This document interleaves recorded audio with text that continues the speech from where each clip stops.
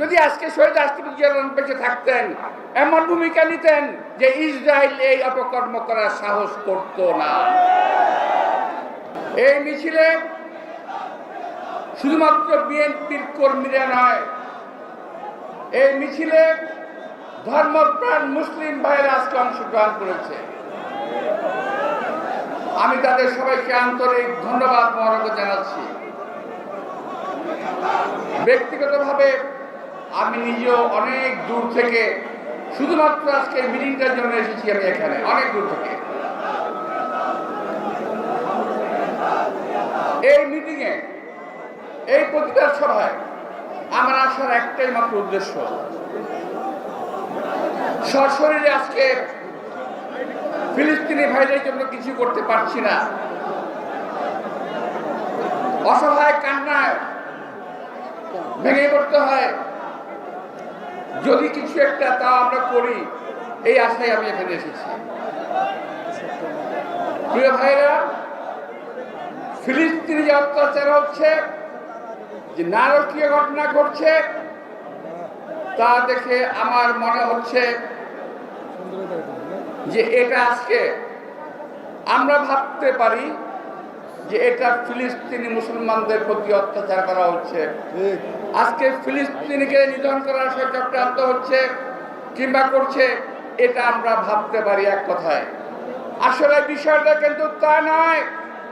ওরা ধীরে ধীরে সারা বিশ্বের মুসলমানকে একসময় নিঃশেষ করে দেওয়ার চেষ্টা করবে। মুসলিম বিশ্বের যেই সকল মোড়ল দেশ নিজেদের রাজত্ব বাঁচানোর জন্য, নিজেরা বেঁচে থাকার জন্য আজকে নেতৃত্ব দিচ্ছে না, তাদের প্রতি আল্লাহর অভিশাপ নেমে পড়বে। যারা নেতৃত্ব দিলে এই মুসলিম বিশ্বকে যদি আজকে ঐক্যবদ্ধ করতাম, যদি মুসলিম বিশ্ব আজকে শুধুমাত্র বাক চাতুর্যের মাধ্যমে ঐক্যবদ্ধ না হতো, যদি মুসলিম বিশ্ব কার্যকরভাবে আজকে ঐক্যবদ্ধ হতো, তাহলে আজকে এই ইহুদিরা, এই ইসরায়েলিরা এই অত্যাচার করতে পারত না। সারা বিশ্বের মুসলিমরা আজকে আমরা খণ্ড বিখণ্ড হয়ে গেছি। আমরা মুখের কথা টুপড়ি বাজিয়ে, টুপড়ি ফুটিয়ে আমরা বলার চেষ্টা করছি ফিলিস্তিনকে বাঁচাও, ফিলিস্তিনকে বাঁচাও। প্রিয় ভাইরা, এক ছাত্র ভাই, যিনি ছাত্র আমি না বলে পারছি না, সত্যি কথা বলতে হবে, প্রশংসার দাবিদার, ও বলেছে যদি বর্ডার থাকতো আমরা ভেঙে ঢুকে পড়তাম। সত্যিকার অর্থে সাহসী বক্তব্য রেখেছে, আমি বলবো, বাস্তব ভিত্তিক একটা বক্তব্য রেখেছে, আমি বলবো, আমি তাকে ধন্যবাদ জানাই।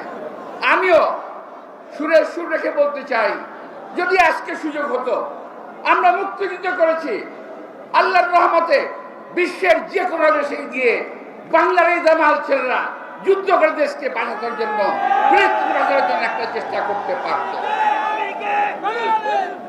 আমি সেদিন পত্রিকায় দেখেছি যে বাংলাদেশের বেশ কয়েকজন যুবক ফিলিস্তিনের যুদ্ধে অংশগ্রহণ করেছে। যুদ্ধ তো না, একটা একতরফা ভাবে মুসলমান নিধন করা হচ্ছে।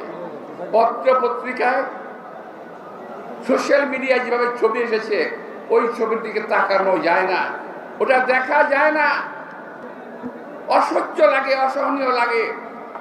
প্রিয় ভাইরা, আজকে আমার মনে পড়ছে শহীদ রাষ্ট্রপতি জিয়া রহমানের কথা। আমি কৃতজ্ঞ চিত্রে শহীদ রাষ্ট্রপতি জিয়া রহমানের কথা আমি স্মরণ করব, যিনি ইরাক-ইরান যুদ্ধের বন্ধে হস্তক্ষেপ করেছিলেন। আমি বিশ্বাস করি যদি আজকে শহীদ রাষ্ট্রপতি জিয়া রহমান বেঁচে থাকতেন এমন ভূমিকা নিতেন যে ইসরায়েল এই অপকর্ম করার সাহস করত না। বাংলাদেশে এমন নেতৃত্ব প্রয়োজন, জিয়া রহমান দরকার। এই জিয়া রহমান যিনি সারা বিশ্বের মুসলিমদেরকে নেতৃত্ব দিতে পারবে। আমরা বিশ্বাস করি আমাদের নেতা তারেক রহমান তার যোগ্য উত্তরসূরি। আজকের এই সময় যদি আমি কথা বলি, অনেকে বলবেন যে চামচাগিরি করতেছে। না, চামচা না, উনি পারবেন। আমি মনে করি উনি ওনার অবস্থান থেকে ব্যবস্থা নেবেন। আমি বিশ্বাস করি সারা বিশ্বের, সারা বাংলাদেশের মানুষ আজকে আমার নেতার পিছনে থাকবেন, আমরাও তার পিছনে থাকব। প্রিয় ভাইয়েরা, আমরা এই কথা বলে, এই সভা করে, সংহতি প্রকাশ করে সময় সেবন করতে পারি, কিন্তু কার্যকর পদক্ষেপ যদি আমরা না নেই, যদি জাতিসংঘ কার্যকর পদক্ষেপ না নেয়, যদি আমরা যারা এই সমস্ত অপকর্মের সহযোগী তাদের বিরুদ্ধে ব্যবস্থা যদি আমরা না নেই, ইসরায়েলি এই শাসন, এই অত্যাচার চলতেই থাকবে এবং একে একে তারা মুসলিম রাজ্যগুলো, রাষ্ট্রগুলোকে ধ্বংস করে দেবে, মুসলমানদেরকে সারা বিশ্বের কোথাও টিকতে দেবে না। আমরা এটাও খেয়াল করেছি, শুধু ইসরায়েলে নয়, আমাদের প্রতিবেশী দেশেও মুসলমানদের উপর অত্যাচার হচ্ছে।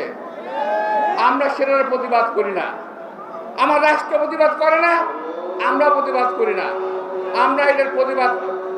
আমরা এটার প্রতিবাদ করতে চাই সারা বিশ্বের মুসলমানদের, যেখানে মুসলমানদের অত্যাচার হবে ইনশাল্লাহ আমরা তার বিরুদ্ধে প্রতিবাদ করব, ইনশাল্লাহ প্রতিরোধ করতে চেষ্টা করব। প্রিয় ভাইয়েরা, পরিশেষে আল্লাহ তাআলার কাছে কামনা করবো, হে আল্লাহ তুমি আমাদের শক্তি দাও যাতে আমরা ইসরায়েলি এই বাহিনীর বিরুদ্ধে, এই ইহুদি বাহিনীর বিরুদ্ধে আমরা রুখে দাঁড়াতে পারি। হে আল্লাহ তুমি শক্তি আমাদের দাও।